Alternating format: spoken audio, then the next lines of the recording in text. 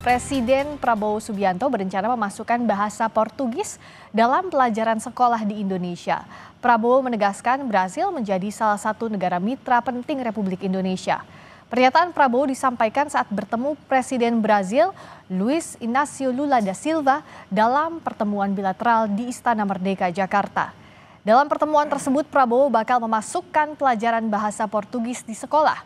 Bagi Presiden, hubungan bilateral dengan Brasil adalah penting, sehingga bahasa Portugis menjadi salah satu bahasa prioritas dalam pendidikan di Indonesia.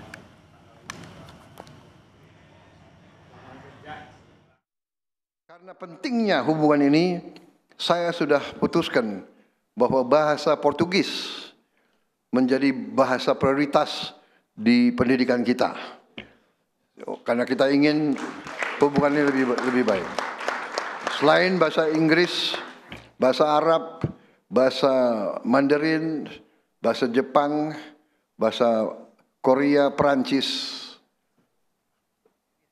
Jerman, dan Rusia, bahasa Portugis menjadi bahasa prioritas bagi kita. Portugis dan Spanyol. Saya kira itu dari saya.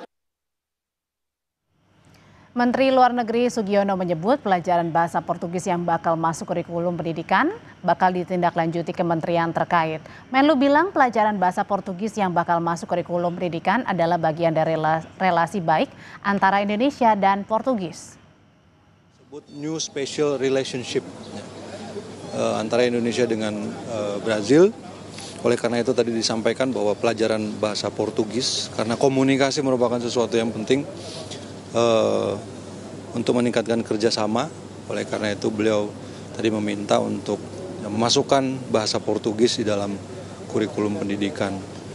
Itu kan tadi baru disampaikan ya, nanti detailnya kapan pelaksanaannya, di tingkat mana, saya kira akan ditentukan oleh kementerian terkait.